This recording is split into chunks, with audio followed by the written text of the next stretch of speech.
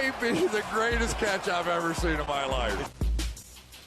Alright guys, these are my favorite videos to make in the week. We are going to cover the guys who rose the highest and the guys that fell the furthest. I mean, all today. We are going to be hitting the wide receivers and the running backs, frankly, because I know that's what y'all care about, and those are the positions that win your fantasy football leagues. But before we get into this video where we're going to talk about the 5 wide receivers that I believe increased their value the furthest in week 4, guys, I just owe y'all a massive thank you. Over 10,000 subscribers, and y'all are not slowing down at all. Y'all are continuing to going out there and liking every single video, dropping a ton of comments. I mean, y'all are just driving us up in this YouTube algorithm. And by the end of the season, who knows where we'll be at. I mean, maybe we could be at 25,000 subscribers, something that I never thought would be possible. So I owe y'all a massive thank you, and I will be live streaming tonight at 8:30 p.m. Central. Really hope to see y'all there. I mean, I haven't live streamed since Sunday morning, and y'all know Monday was the first day that I missed a live stream in like 3 weeks, and that was just because we had 2 Monday night football games,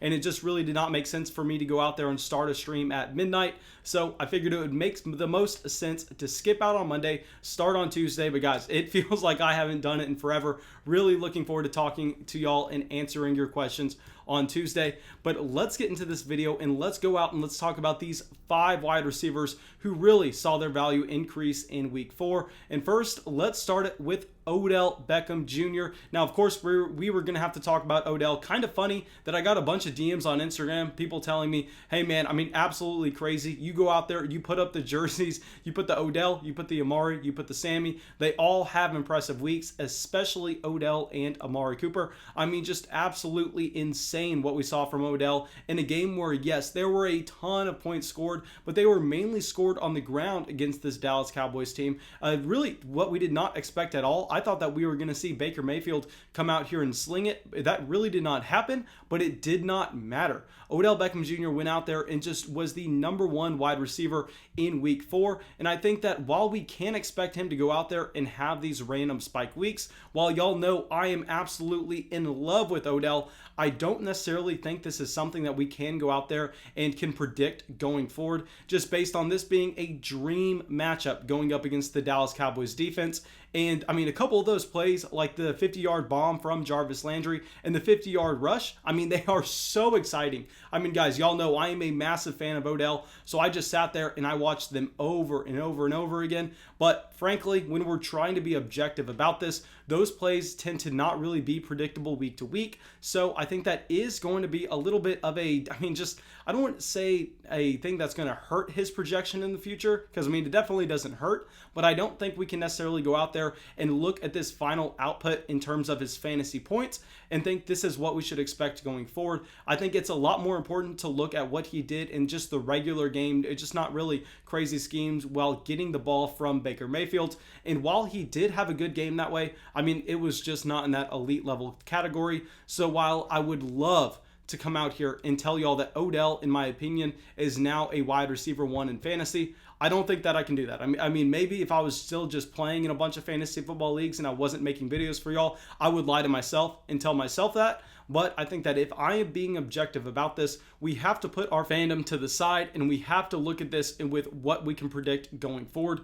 And I think what we can predict going forward is Odell Beckham Jr. to continue to see about 8 targets a game in plus matchups. And just this team wants to run the ball so much, even in a game where they had to go out there and they had to get points on the board. They did it by having over 300 rushing yards. I mean, so while I love the talent, I love the player, I don't think that we should personally be valuing Odell Beckham Jr. a lot higher after this week than we did before. And while the majority of your fantasy football league mates probably will, I think that possibly this is going to be a sell high week for Odell Beckham Jr. But I mean, we'll look at it a little bit further on in the week. Y'all know I like to talk to y'all in the live streams, kind of get a gauge of where everyone's at with player value, and then I go out there and then I make my buy sell decisions based on that, because y'all know I don't like going out there and advocating to sell a player high where I don't think necessarily a ton of people are on him in the fantasy community. So I really want to go out there, get a temperature check with how y'all are feeling about Odell Beckham Jr., and then I'll get my sell high wide receivers of the week later on. But I can definitely tell you one thing. Odell, even though I love him, even though I have him on a ton of fantasy football rosters, I don't think he is going to be a buy for me after this week. Now, let's talk about a player that I did strongly advocate going out there and buying for before week 4, and this is DJ Chark. So I mean, guys, we all knew DJ Chark was just a spark freak. I mean, a wide receiver that is highly, highly athletic. And in year 2 in 2019, he proved to be an alpha wide receiver in a horrible situation with Jacksonville. And I mean, clearly he had a little bit disappointing of a start, mainly due to injury. So I told y'all, just like I told y'all to go buy Kenny Golladay going into week 3, I was all aboard buying DJ Chark going into week 4. I mean, pretty much every question that I got in the live stream was someone going out there and asking me, should I send this to DJ Chark? I was saying yes, yes, yes, yes. Now, what kind of hurts is I didn't have him in a ton of fantasy football starting lineups because I did want to see his role before we went out there and confidently plugged him in. But now looking at his role on this Jacksonville Jaguars team with the new coaching staff, because that's something that we really had to go out there and evaluate, I think that he is almost going to be an auto start player for us every single week. I think we look at him in the same light that we are looking at an Allen Robinson or a Terry McLaurin. I mean, just an absolute major bump for DJ Chark. And with his usage in this offense, I think it's well deserved. I mean, this is why when anybody asked me a Keelan Cole question, I was like, why the hell are y'all liking Keelan Cole so much? I mean, what year is this? Who is giving y'all this information? I mean, that guy should just have y'all should never listen to that guy again. I don't know who told y'all that, but I was getting so many questions. Oh, do I start Keelan Cole or Allen Robinson? And I was just like, what? Keelan Cole? Are you kidding me? DJ Chark and Laviska Shenault are both going to out-target him going forward. What is the upside with Keelan Cole? But anyway, that's off the point. I was just getting so frustrated in the live streams with y'all continuing to ask me about Keelan Cole. Now we understand DJ Chark, the alpha wide receiver 1 in Jacksonville. With a player with this type of athleticism, definitely a guy we can go out there and rely on for these spike weeks every week. I mean, not every week, but we should plug him in our starting lineup every week because he's going to have spike weeks more often than not. Okay, now something that just made my week so good. We went out there and we saw CeeDee Lamb just completely tear it up against this Cleveland Browns defense. And I mean, I personally do not have CeeDee Lamb on that many fantasy football rosters, but I've told y'all multiple times at this point that honestly, I kind of care more about what your rosters are looking like now. And y'all know that CeeDee Lamb was our #1 trade target after week 1. We went out there and we've been aggressively buying him every single week. And we went out there and aggressively started him against the Cleveland Browns over Michael Gallup because we understood with the game flow that we were going to see more targets going closer to the line of scrimmage to CeeDee Lamb rather than further downfield with Michael Gallup. I mean, seeing this wide receiver who is currently 21 years old, I mean, CeeDee Lamb is younger than I am. Just go out there and dominate at the NFL level already with no preseason, with a shortened training camp, and I believe he is already a wide receiver 1 on the season. Yes, we are going to see a little bit of regression for this overall Cowboys offense where their passing volume should go down just a tad bit. But nonetheless, I think we are going to continue to see CeeDee Lamb put up at the very least wide receiver 2 numbers. And the great thing about where he is being targeted on the football field is it's closer to the line of scrimmage in the intermediate part where those targets are going to be much more consistent, where it's going to be the exact opposite of his teammate like Michael Gallup, where Michael Gallup is operating further down the field where yes, he's going to have some random just absolute blow up weeks, but they're going to be hard to predict unless it's in a smash matchup like a Seattle Seahawks. And I think with CeeDee Lamb, I mean, I don't want to say he's matchup proof, but I think that he's not going to be as volatile week to week. I mean, just a guy that's absolutely emerging as one of the top talents at wide receiver in the NFL. Okay, now I've talked way too much about things that we were right about. Y'all know I love to own up with what I was wrong about. And Robby Anderson, I mean, guys, I could not have been more wrong. I went out there and I told people to start DJ Moore over Robby Anderson in week 4, despite us seeing Robby Anderson outproducing DJ Moore every single week of the season.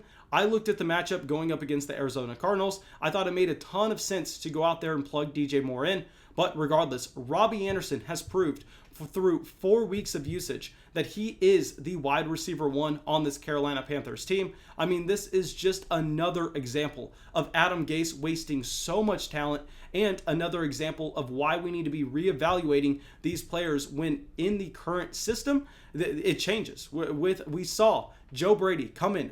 I don't know why I thought this. I don't know why DJ Moore was projected to be used the same exact way in 2020 than he was in 2019, with an entirely different quarterback, with an entirely different offensive system, and another wide receiver coming in.